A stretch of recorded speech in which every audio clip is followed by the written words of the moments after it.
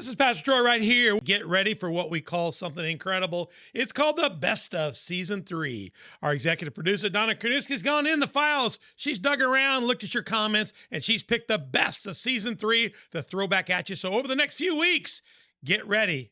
It's coming up right now. The first of, the second of, and a whole season of nothing but the best of Season 3. Get ready as that episode rolls now, and don't worry.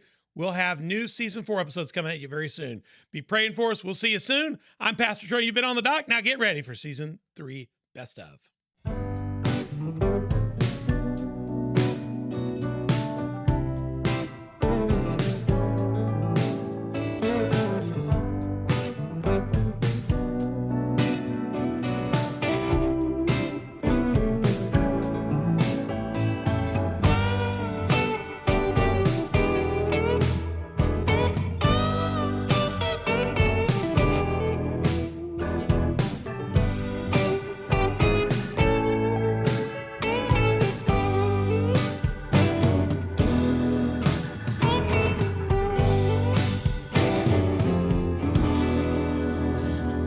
This is Pastor Troy right here on the doc.org, dropping new episodes out of the clouds into your lap every Tuesday and Thursday. If you're driving, that drop's got to be really accurate, you know. If you're just sitting at home, it's a little bit easier, but we're going to get it to you every Tuesday and Thursday on the doc.org. We're all about conversations to propel your faith out of the shallows and into the deep. You can find us on YouTube and Spotify and iTunes. Google Play, Facebook, Roku, Rumble, and Sermonette are also available to you, but we love it when you go to YouTube, Spotify, and iTunes. We get bonus points. Help us get bonus points. And then we'd love to have conversation with you. Go to our social media partners, Facebook, Instagram, Twitter, Telegram, and Getter. I get all 5 of those right. I get a bonus too. And you can comment, share with us. If you're interested in our subject today and you want to get engaged, engage us here. We'll get you right to the source. And as always, hit subscribe, like, notify, be a contagion. Spread on the doc to everybody. It is the God version of a blessed COVID. Go give it to everybody. Tell them they got to watch the show, season 1, 2, and 3. You didn't like that? I don't know about that. I don't know. Well, they say the bird flu's coming. I mean, but let's give a godly flu. John Wesley said that the Holy Ghost should be, the Spirit of God, the love of God should be contagious. Yes. We need to treat it as a contagion. Make On the Dock contagious and let other people get a little hope in Jesus Christ. Go to Patreon. Patreon is our app that we use for partners and sponsors. We have 4 levels of partnership, 3 levels of sponsorship. You can be a part of this show. Find On the Dock at Patreon and learn how to do that. We have partners that have already helped us increase and expand our studio. Let you be a part, and we'll do a show about you and feature you as well on the dock. Check it out. Also, go to slnt.com, promo code OTD that we're partnering with Silent this season for Faraday bag products, and reclaim your right to disconnect our landing page for all those discounts as well. You can go to slnt.com/discount/OTD, and we'll run our full commercial at the end of this episode. Reclaim your right to privacy. Hey, Donna, I got mine right here. My phone's in it. Don't even have to go to airplane mode. It is blocked and secured, and nobody can listen. The Chinese, the Koreans, whatever, the USA, whoever's listening to me, they can't hear me now. And we have learned they are listening. We know on this show they listen. We've told the story many times about how they tapped into us during a studio rehearsal. We said one thing. We all got emails about it. And the next day, Silent wrote us an email and said, if you don't want your emails listened to, you need a Faraday bag. So we're in a private studio, Jordan, private studio, talking about a subject, not an up show. And overnight, before we shot the next day, we were getting notes about things we talked about in the studio. Finally, the company SLT said, we also got your note. And we talked about how people are listening. They said, yeah, people are listening. We'll help you stop that. Yeah. And then they reached out to me and said, do you want to be an affiliate? They played. Yeah. Maybe it was them. Maybe they So said not even Silent can hear me right now. We're partners with them now. Check it out and reclaim your right to privacy. Yeah. They said it all up. Big strategy. Yeah, big strategy. Hey, they got me. I'm easy. On the doc.org, go to our website, find about all our platforms, Patreon, all this stuff. You can find information on SLNT. And if you're just confused, like I am usually, email Donna at info@onthedoc.org. She'll sort everything out. I'm Pastor Troy, your host for this show. I got Mother Beth, my incredible co-host for 3 years now, and my partner in life for over 35 years.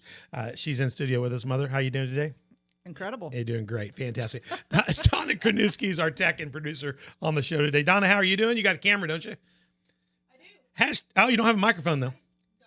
Yeah, no, you're in charge of that. I am. It's not happening. Oh, there's no volume. There you go. There you go. There I am. Hashtag bring Donna back. Donna's here. One of our Patreon sponsors, we'd occasionally put her on when we didn't have a co-partner like yours. Yeah. We would throw her microphone over there and let her be a part of the set, But then we couldn't do it because we only had a 4-microphone setup. So one of our Patreon people called me and said, hey, I want to bring, somebody said, we need to bring Donna back. So we had hashtag bring Donna back. So one of our people said, I'll buy whatever you need to get to the 6 microphones that we need to get Donna on regularly. And so we've just upgraded this season, and Donna is back. Nice. Yeah, we took her microphone back because we had 2 extra people last week, and then the guy said, do I need to buy a 7th? I said, yeah, really, that's next. So Donna is in studio. She's ready to fire questions from the tech booth over there. We're here doing a Taking It to the Street Spotlight. It's our super series for this season, and Building a Stronger Church. And we're looking at the Restore Network today in studio. The Restore Network is all about changing the culture of foster care. In this first episode, part 1, we're going to be taking a look at the spotlight, the ethos, kind of an overview of it, and hoping you get a good feeling for this organization and think about how you can respond and be a part. You don't have to necessarily be a foster parent, but you can certainly do that. We'll show you how to do that today. But there's ways in which you can help, participate, and actually support others that are doing that. And there's so many ways to get involved. I got in studio here in the seat, Jordan Bird, Executive Director of the Restore Network. Good morning, Jordan. Welcome to On the Dock. Yeah, thanks for having me. Where are you from? I am from Southern Illinois. Southern Illinois. You've been a pastor, I know, formerly at the Journey. Yep. Are you still based in the Journey for your office? Yeah. So we still attend there, and the Journey is kind of in every area or county that we end up operating in. One of our churches usually gives us some office space, and so that is the Journey. And I noticed that you guys are in 1, 2, 3, 4, 5, 7 offices. So yeah, we have 7 but more areas counties. that covers 11 counties. 11 so, counties. And Southern Illinois, I was really having a hard time with you guys because we usually put where you're from. You couldn't really say Marion. I didn't want to just say Alton. They want to say Columbia. Yeah. Really, Southern Illinois. Wow, I just got an echo there. There we go. Yep. Yeah, there you go. And got a little bit of a buzz too. 7 offices, but 11 counties. Yep. And where was the ground zero? Alton. So Madison County. and that's the main address. So when you look on the site, you get the 3993 Fosterburg Road. That's in Emmanuel Free Methodist Church. That's right. Yep. And that's the office for the Alton location. So that's your ground zero. Then you kind of expanded down. But I know the Restore Network's been working down here for quite a few years because I've been watching your work and seeing people. When did you get down in Marion? It's going on 7 years. On 7 years down in Marion. So it's a growing organization. Yeah. Expanding rapidly and do that. So let's tell you a little bit about the Restore Network. It's just give us a summary, and then I'm going to show them your opening video here. Okay. Yeah, we're a 501c3 organization that exists to work with partner churches to recruit and support more foster families while advocating for a better system for kids. And so, we really exist to be force multipliers for the church. I like that. Not to, we don't position ourselves, really can't do our work in a partnership way where we say, hey, we don't approach churches and say, hey, give us some money and watch us do our thing and we'll come back to you and report. That's not how we operate. We want to come and be a holistic partner to churches and help God's people be mobilized to embody, James 1:27 is a famous passage about pure and undefiled religion. And no, we don't have to convince anybody to care about kids, but knowing what to do when there's a system involved and all of that, it gets complicated. So we exist to help mobilize God's people to do that work. And so, we come in and help plug people in to either foster themselves, volunteer, or be a part of the work through donating. And as executive director, you're working with 7 different directors in 7 different offices, it looks like, something like that? That's right. Yep. Yeah, that's quite a network, and that's why you have the Restore Network. Yeah. A network of churches. So we have I think we're right at 60 churches or so across those 11 counties. That's amazing. And, that's amazing. 19 staff, including myself. Wow. So that's incredible. Yeah. Hey, let me show you this video. I'm going to set this up because I think this will start our conversation out. They've got an incredible video that you can find on their site, on their Facebook site, and I think also on their main sites where I pulled it from. And the title of the video is God is on the Move. Yeah. And we're going to watch this real quick, and then we'll get some comments from you on it afterwards. And I think this will help people listening see what you guys are trying to address, the battle that you're in to try to win this for the Lord. Here we go, Donna.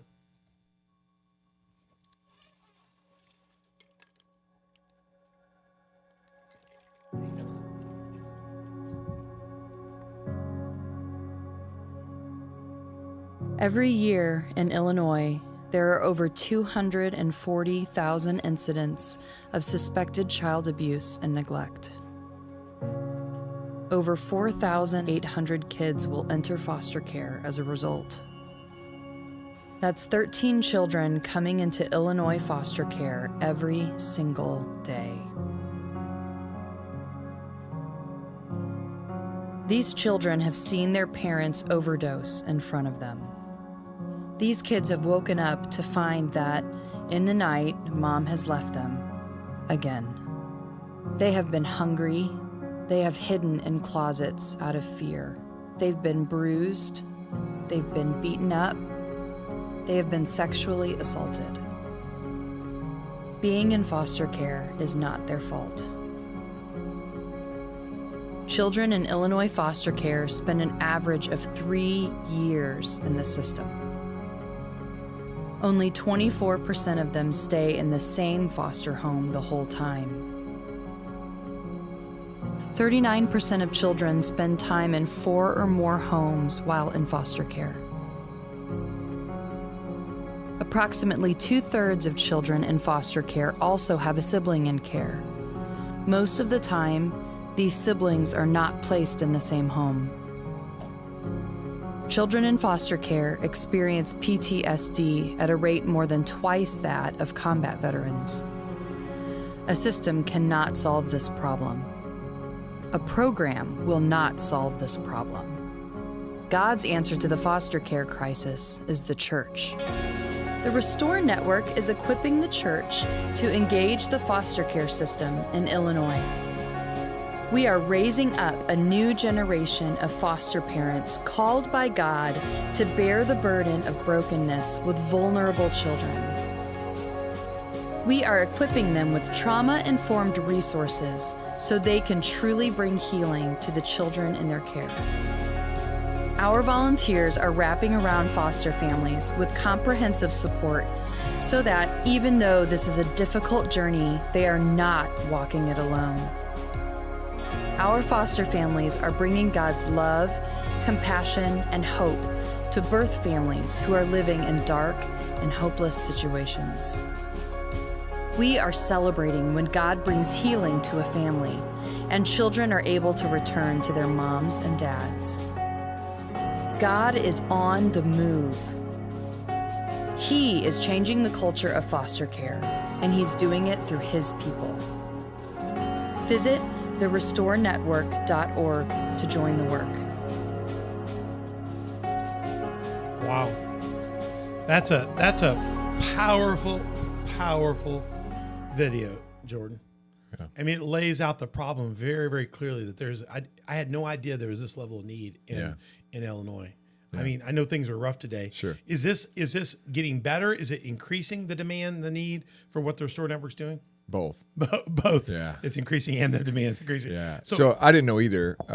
That's kind of how all this started for me. I know we'll get more backstory later, but go ahead. I didn't know either. And I was a pastor trying to figure out how to engage our community helpfully. Not, I was never a fan of just doing stuff to do stuff as a church. Like I wanted to find ways to meaningfully impact our community relationally, Right. like long-term, make a difference, plug our people into people, that kind of thing. And so I didn't know what that looked like whenever I became the pastor. And so just started talking to anybody that would. And through that, one of my members was a CASA advocate, volunteer, which is a court-appointed special advocate that stays with basically advocates for a kiddo legally, through the court system and stays with them through the life of their case. And she started telling me stories, and I knew that foster care existed, like most of us do, but I didn't know there was this level of need. I had no idea. And Even in Southern Illinois. Right.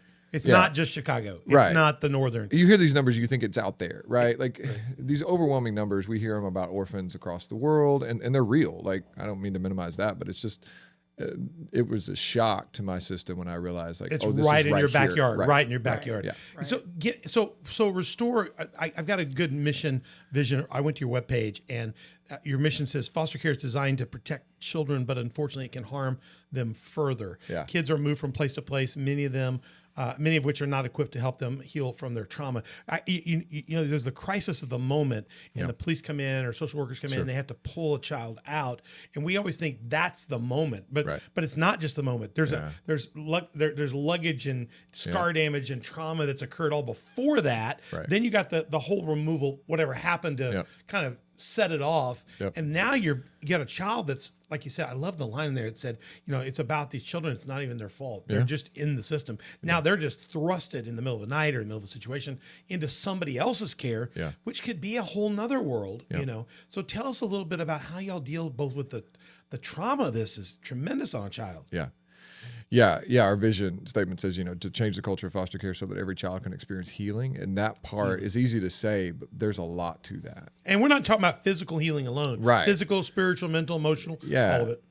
You said it well, because a lot of people do think about that moment. Okay, they were in a bad place. Their home was not safe, which is true. And so there was a fight at the house or something happened. It was that moment. So they think, okay, we'll just get them out of there and get them in a, and a lot of us, and we see this a lot with Christians, like, well, just give them to me and they'll be okay. Yeah. And so I'll fix that.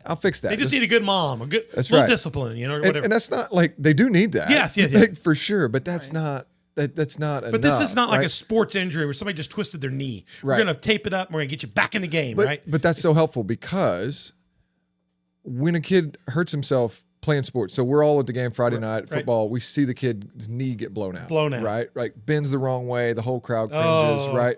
We know. Carry him off. We know okay, so no one's mad at that kid in 2 weeks when he can't walk. No one took a bad shot. No one would say to him, hey, you're not on the football field anymore. We'll see you next year. Why can't you walk? You're going to take some rehab time. No one would say that, right? It would be foolishness. We hope to see you back next season, right? Right. It's going to take time. And so, because we know that kid's going to need treatment, medical treatment, an MRI, some medication, probably some physical therapy, maybe surgery. And no one's mad at them. No one's mad at them. And they could lose a year. They could lose a year of freedom. Yeah. And we think that for us, that's normal and that would be expected, and we accept that. Yep. But with our kids coming to care, they have wounds that we can't see and often don't understand. And so these wounds can be repetitive and age old. Very deep. And deep, emotional, physical, spiritual, sexual. And so then these kids are, it pretty quickly can switch to where people start getting frustrated with them that they can't act the way that they, you're 7 years old, you should be able to act like a 7-year-old. Well, why don't they act like my other kids? Right. Well, they might be 7. Right. That's right. They might be 7 years old chronologically, but developmentally they might be 2. Right. Who've experienced the trauma of somebody else for 30 years. That's right. A 2-year-old that doesn't know how to process that, but they've experienced what maybe somebody their whole life hasn't ever experienced. Yeah. How do you process that? Because a child doesn't even have the tools to process that. Right. So it takes time. Right. So there's a lot of exciting things that we do at Restore to, we can talk about, like, if a family will say yes, like, we'll help them get beds, cribs, the material supplies, and that's great, and we can quantify that. I quickly began to realize one of the thing that I got most excited about that we do to support our families is train to meet those needs, to actually bring that healing, to bring the trauma. We talk about being fearfully, wonderfully made as Christians, as we should, right? We should, right? Absolutely. But sometimes it stops with the womb, right? And again, there's a lot to marvel at there. But that idea of being fearfully, wonderfully made continues on after birth, right? Like, God designed. You're having to stay engaged in this. Yeah.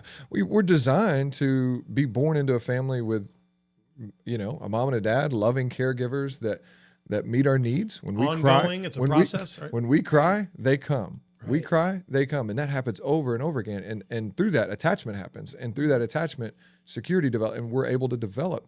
When you remove those elements, one or all, because of abuse, neglect, abandonment, or some combination of all of that, there's plenty of studies to show that actually impacts how a child develops.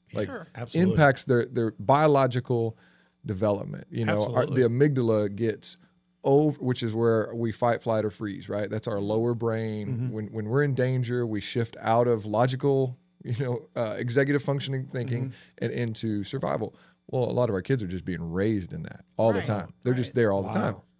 And so it becomes like, if you've ever seen anybody that only works out their biceps, but the rest of their body looks weird. Yeah, they never hit leg day or something. It's like, oh, that's disproportionate. Well, a lot of our kids, that fight, flight, or freeze is just overworked to the point that they don't. it's so triggerable for them. Some can, I guess, some children can recluse. Some can get very calloused and hard. Every child's going to respond differently, correct? Yeah. So we're really passionate about not letting those kids get slipped into being labeled and dismissed and over medicated. We believe they were harmed in relationship and they need to be healed in relationship. And they can be healed. But the average parent doesn't have the tools and know how to do that. And so that's a big part of what we do. So you do supply training then? Oh yeah, the lots of families. training. Yeah. Well, what's interesting is when you think Restore Network, we always think somebody's going into foster care. End of story.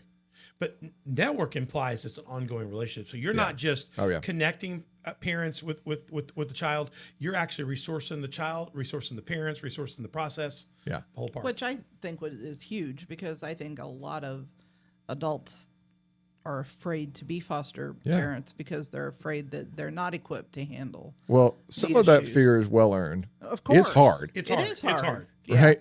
But if there's somebody and the walking system is so along- broken. It's real. It's a mess. Yeah. And so, a lot of the things you've heard about the system are probably true. Oh yeah. Right?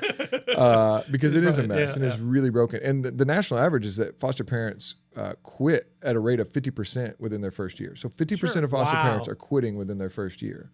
Right? And so, we don't want to just recruit families from the church and say, hey, good luck, get in there, right? At that same, like any good world general is going to go, whoa, we're losing people on this front at 50%. What can we do to train them better? That's a horrible loss rate. Yeah. Like we don't want that. So any marketing would just, you'd be fired. Right. The whole people, that nobody's okay with those stats right. in any other realm. So, what can we do to equip them better, train them better, resource support them better? Do we get more air support, more equipment? What can we do? And so for us, it doesn't just stop with the recruitment and sending them right in there. We want to wrap around them with as much support as we can. So that is some training on the front end, some general, everybody gets this training. Right. Is that your Restore Network? Is like your 101? So we have a 101 workshop for people who have never fostered before. Mm-hmm. And then we have a 201 workshop for people who have fostered but or are fostering but want to join our supports. And so, everybody's going to get that. And there's some really good general stuff there. But then we continue to walk with them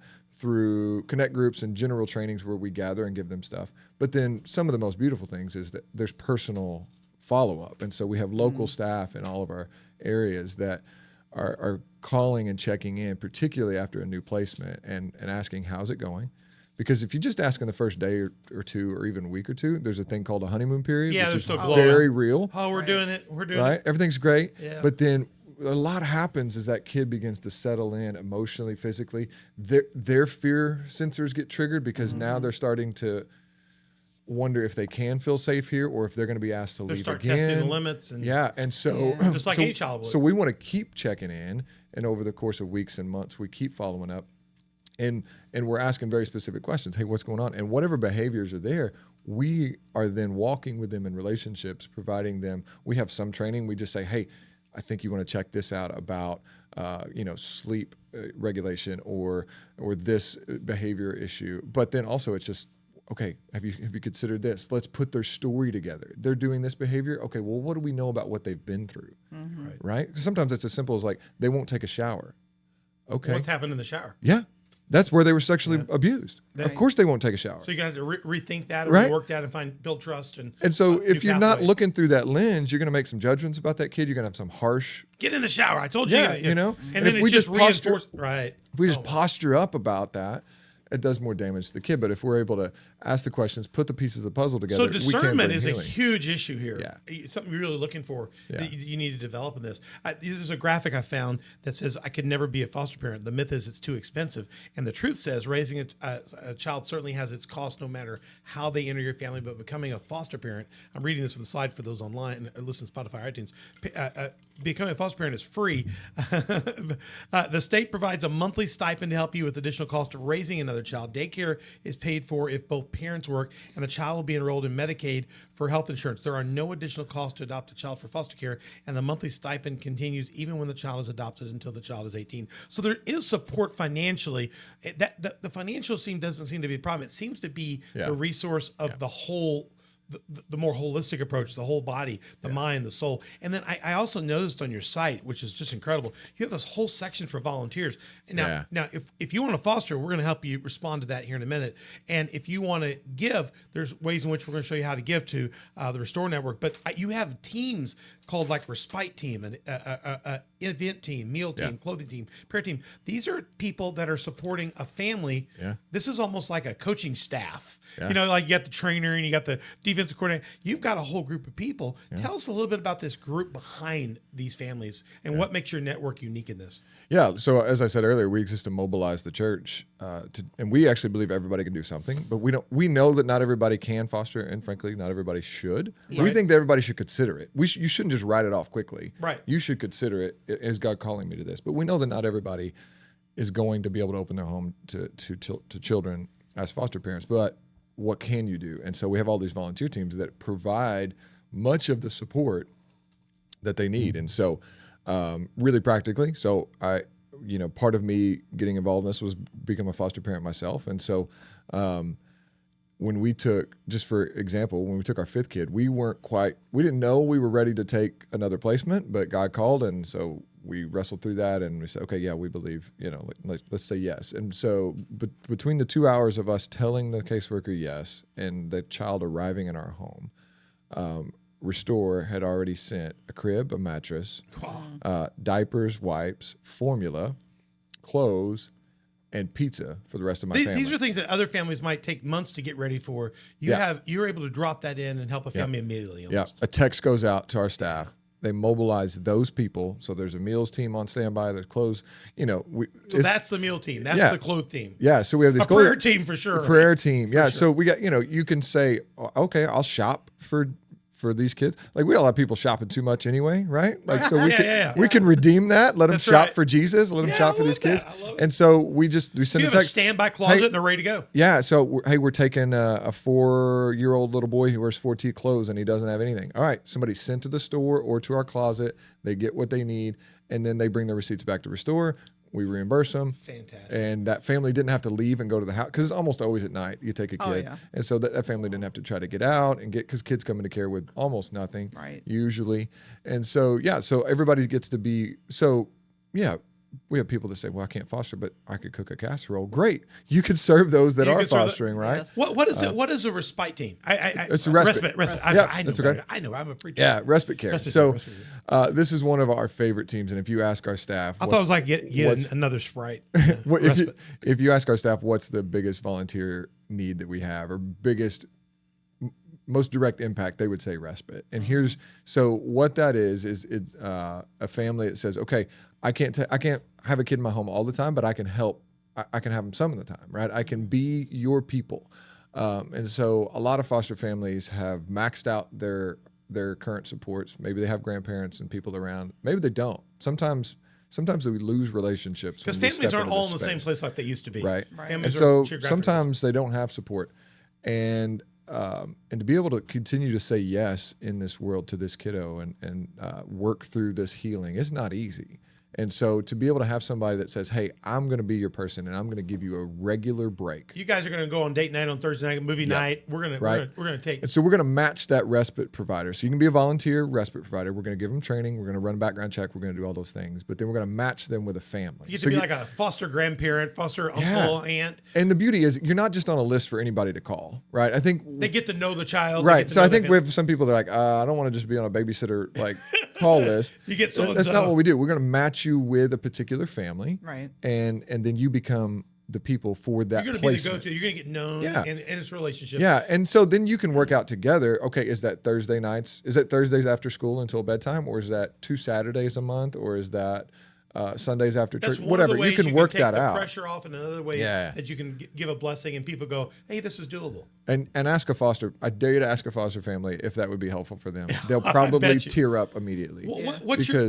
And so that's a beautiful. What are your event teams? That was one other. Yeah, you get their respite team, event team, meal team. We mentioned clothing, prayer. What's an event team? So we have a few things that happen there. One is regular throughout the school year. We do what we call connect groups, which is where we're going to gather, invite those foster families to come in and give some training, get some community, because we all know when you're doing a hard thing, it's much easier if you can do it with some other people, right? Yeah, If you that's know right. you're not the only one doing it. So they're Right. going to get to hang out with some other foster families and get some training and some conversation and a free dinner. Because there's a lot of stuff you can learn together. Yeah. Each And you other. also feel like you're not isolated. Right. Right. So there's huge Right. benefit, but somebody needs to take care of the kids during Yeah. that, right? And so you can Yeah. provide childcare as a part of that events team for those families. And we really want people to be able to show up regularly, because these kids that have, bounced from home to home, they don't have any permanency, and stability and consistency is the thing they're lacking. So And we that's don't what want, you need to have. yeah, we don't want a rotating group of volunteers, but if you can,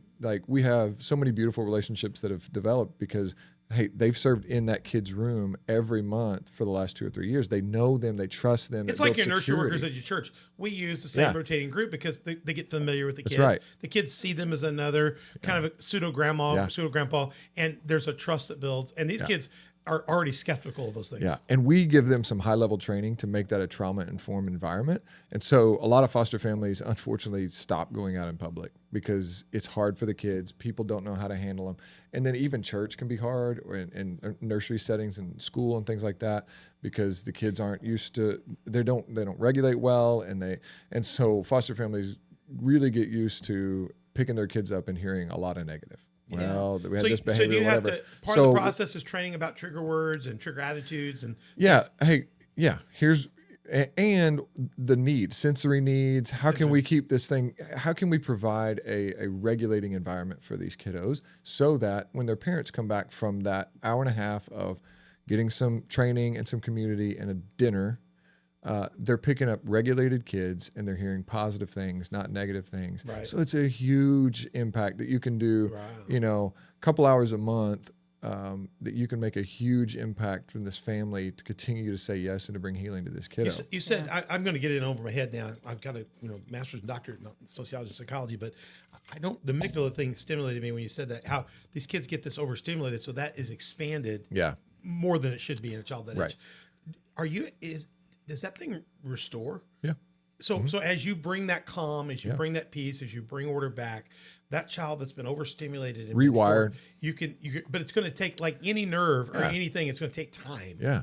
Significant time. Oh, yeah. 6 months, a year, year and a half. Yeah. And a lot of it is literal rewiring as you study like brain stuff, like what fires together, wires together. And so, a lot of kids come to care with food insecurities because they didn't have food. And so we have kids that are stealing, hiding, food under their bed, around, I can relate to that. I have to do that around the house today because my wife says you need to lose weight and I have to hide my chips, So these kids for real, they're going to do that to survive. Yeah. So what we do is we teach families, okay, well, if you're just always telling them, no, you're about to eat dinner, like they're not going to they can't respond to that. They're in that lower brain survival mode.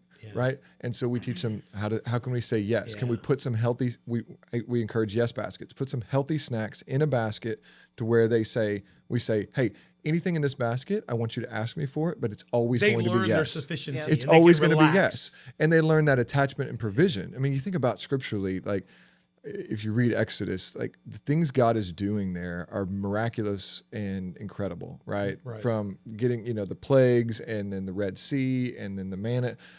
But I see a deeper thing that what God is doing there is he's building an attachment with his people where he's teaching them, he's putting them in situations where they have to depend on him, and then he gets to show up. Yeah. To the end that they learn to trust him and can have this relationship with him, right? Really good. And so we try to teach our families that kind of thing where they can build that relationship back up. And so that's some of the training that's happening. And then we throw a couple, back to the events thing, we throw a couple good parties every year. So we do a back to school bash and a Christmas party. And so events team gets to help plan that, work at that, man the stations at those things, and we throw some really good parties that have some really, so there's lots provide of ways, some good memories for those kiddos. There's huge ways people get involved without actually becoming the foster parent, but they can be a resource to make that whole process not be a 50-50 failure. And it makes an actual difference, right? Like you're not just, it's it's not a real token. difference. It's not a token like, well, I did something. It's like, no, you're like, I think you can pretty quickly see the impact. And, and for church pastors, man, like, first of all, you're not having to coordinate that. Right. You just expose your people to this. They sign up for our teams, and then we facilitate all that. That's fantastic. And then, but you're getting part of the benefit, if you want to put it that way. Right. Your ROI is that your people are getting discipled through these missional opportunities where they're encountering these stories and seeing the world in a different way, and their missional impact, their gospel lens, their compassion, their generosity, their empathy, all is growing because they're doing this work. And and you just, it's kind of passive discipleship. Well, for and you you're as a going to end up church. with a lot better people that are going to train better and be more efficient at everybody they encounter. It's going to be fantastic. But in a perfect world, the church should be doing this anyway. Yep. Right, absolutely. I love that. I mean, that's what God intended. That's right. Yeah, I think it's really cool the way you're kind of walking into something that's a chaotic mess and doing your part to sort that out and to make it make sense. Yeah, the state's not set up to do this. No, and they shouldn't be. They shouldn't have to. But they're trying. I mean, well, right. And it's interesting. What they're trying to do is reconciliation. Yeah, they are. Every Without kid, and they're not able to do Jesus like a 501c3 non-for-profit faith-based organization can do. So you're able to step in and not only offer a solution to the problem, you're to be able to be Christ's hands and feet. Yeah.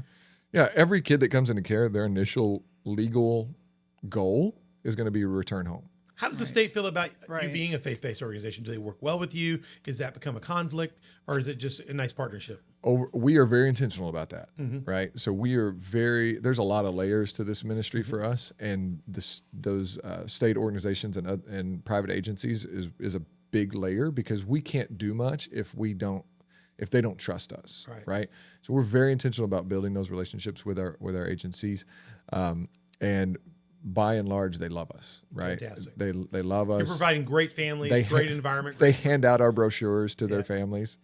They want their families, because they see it's a difference, right? So I told you earlier, 50% of foster parents quit within the first year. Well, if they do it with us, we're well over 90%. Oh, wow. They're still fostering after their first year. You're filling that gap big time. The state workers probably appreciate the support too. Yeah. They're just totally overwhelmed. It's huge ministry opportunities for us to just love on them, be a friend to them.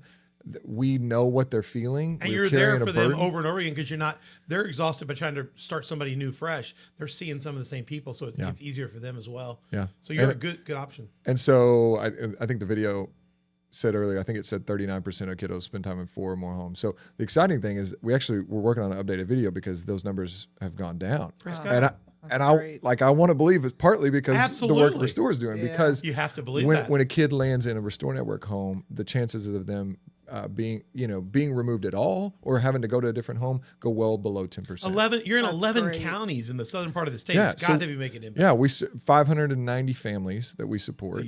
7 different office locations. So, and that last year alone, it was 703 kids that we supported. 590 families across those 11 counties and 703 kids. And so if we're providing that kind of stability to those families and those kiddos, that is going to affect those numbers. And there's still thousands more in the state that we hope to impact at some point. But are you looking to grow where you are? Are you thinking about adding more county? We'll get next moves in the next episode. Okay, yeah. But there is you are pushing out though. Yep. Fantastic. Yep. I was going to say too, I think we picture all of the parents who have had their kids removed as being evil. Some of them really aren't. Some of them just have issues that they can't handle. And I'm sure those parents appreciate you guys too. Yeah, we go ahead. Well, their kids have been in a home that is stable until they can be restored into, and hopefully they can get healing. Do most of the kids go back to a parent or to a family member eventually, or do they move to?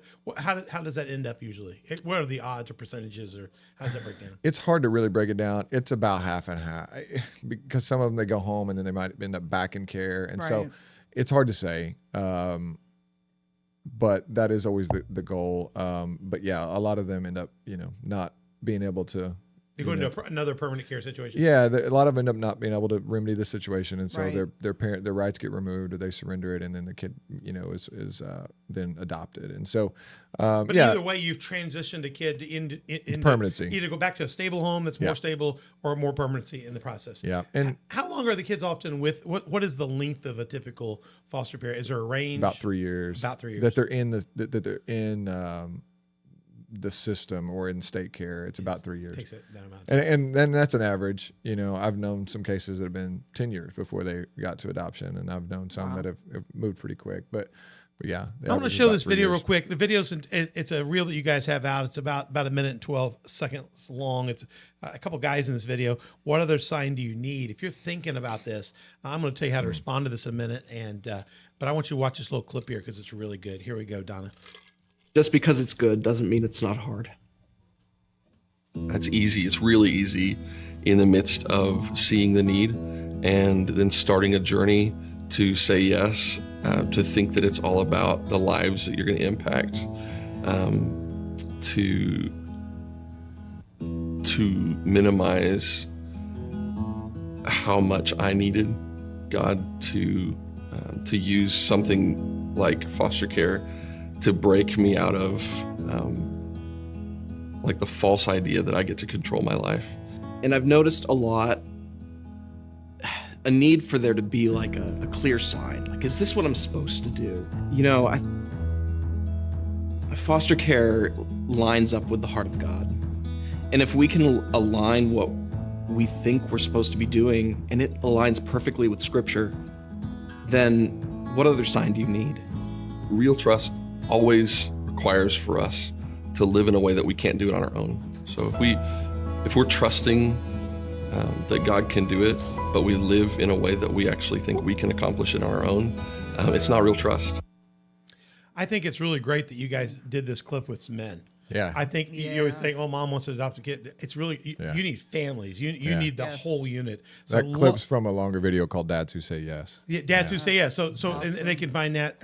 If they connect with you guys, you could get that clip out to them. I picked that reels up on your Facebook. It was fantastically done. So let me see if I can get this right. I want to put this out really well.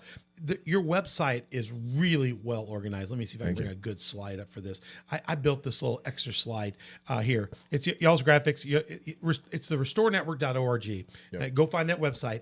They've got lots of good links. You can check out their volunteer needs, how to give, how to be a part of one of these teams, how you can actually get involved if you want to go start the process. They have you have a basic kind of overview course where they can come and kind of get an overview of what it would look like, right? Yep. Like Called a 101 workshop. Yep. 101 workshop. Yep. But what I loved about it is I always try when people come on, I try to get their donate link on here. And there is a donate link.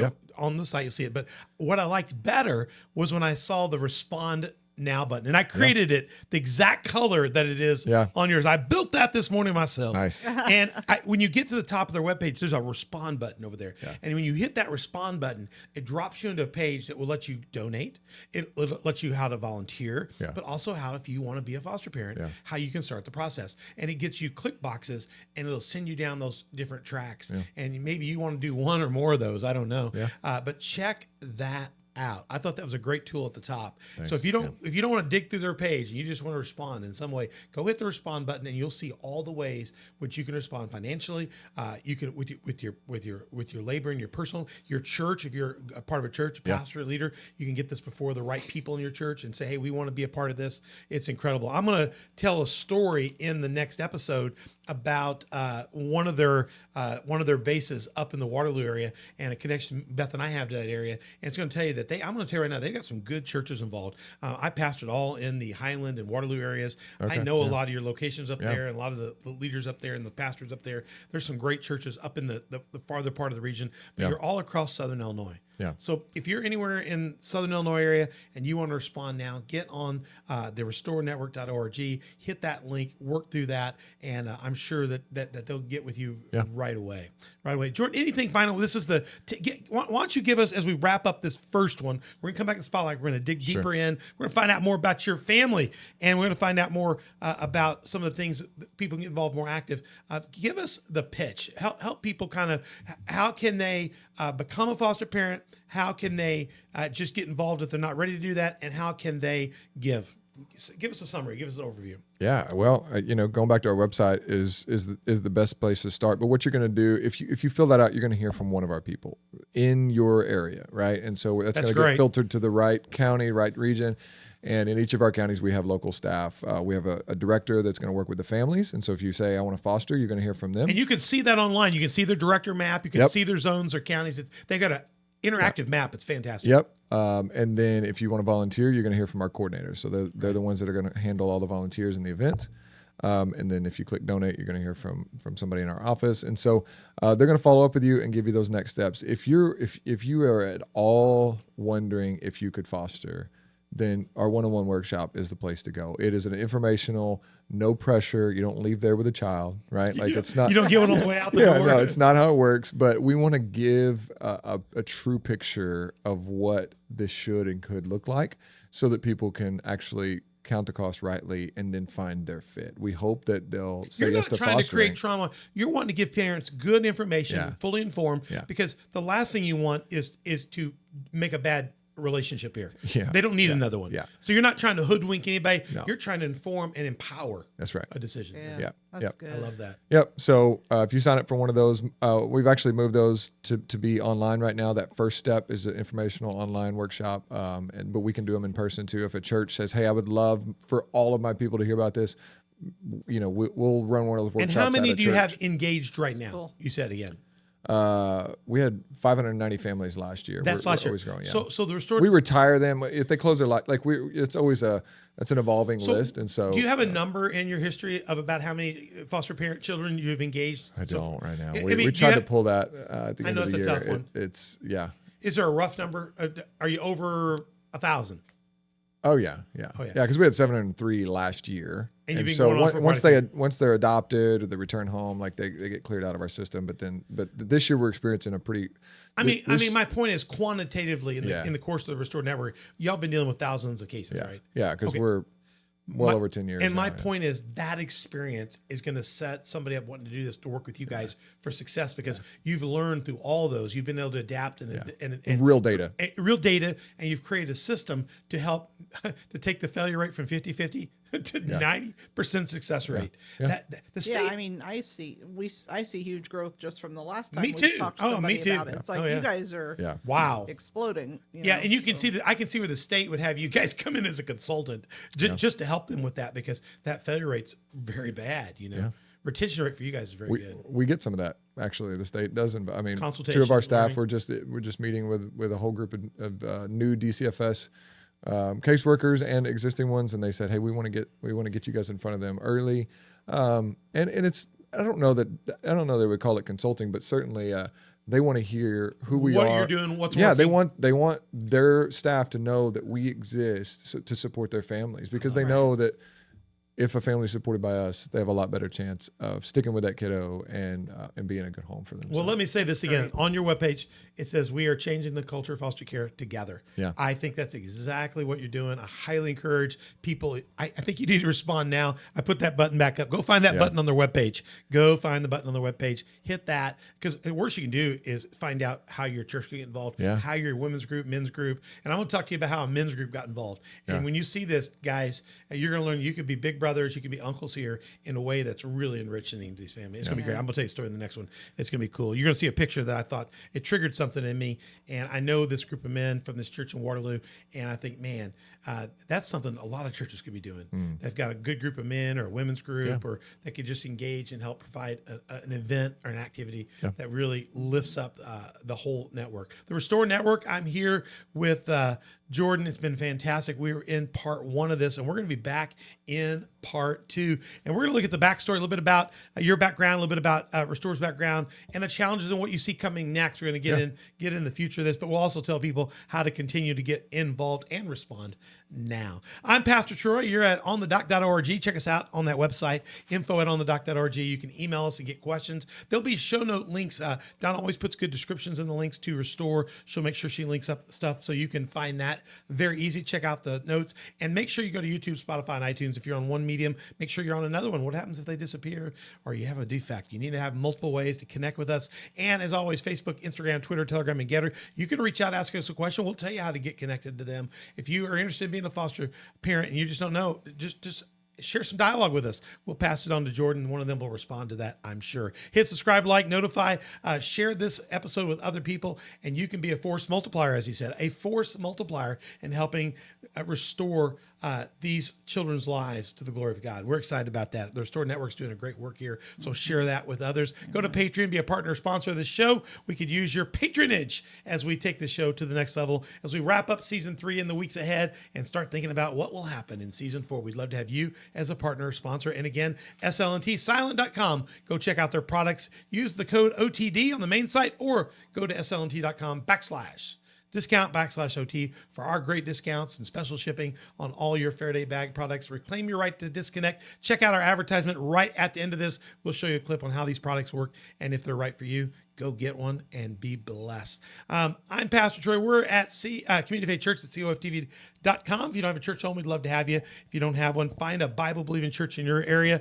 and we'd love to see you somewhere engaged in the faith, in a place that's preaching the Word of God and getting you active and engaged. And the Restore Network is a way to get engaged right now at many different levels. We highly recommend it. Mother Beth, you got anything else to wrap up? Oh, not right now. Just looking forward to the next one. I do too. Jordan, thank you so much for coming in studio with us, and we'll be back in part 2. We'll go a little bit deeper. Donna Kranuski, thank you so much for running the show over there as always. Yes, you did a great job today. We'll be back in episode 2, and we'll go deeper and deeper. And as we sign off from here, I'm Pastor Troy with Mother Beth, Donna Kranuski in the studio on the dock. Don't miss an episode. We've got more coming to you, and don't forget to go back and watch all the old ones. They're good too. We'll see you soon, and we'll be back. And I'm Pastor Troy, and you've been on the dock. There are more than 8 billion phones in the world, a fact that threatens your privacy, security, and health. With Silent Pocket Faraday protection, you can regain control over your mobile devices. We get it. Privacy and security are inconvenient topics, and you may feel like you have nothing to hide, but the fact is that in the modern world, your laptop is never really off. Your phone emits a signal, even in airplane mode. And everything from your passport to your credit cards contains RFID, and all of it contains valuable private information that is easily exploited in the wrong hands.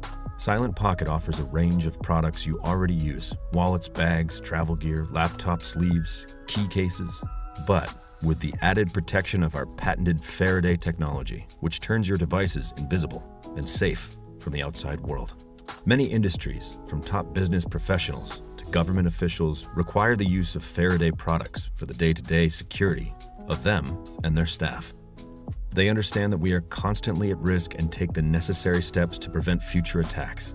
We offer this elite technology to anyone that values their personal data, and we are proud to offer a premium range that fits seamlessly into your everyday life, providing security without looking like a tinfoil hat.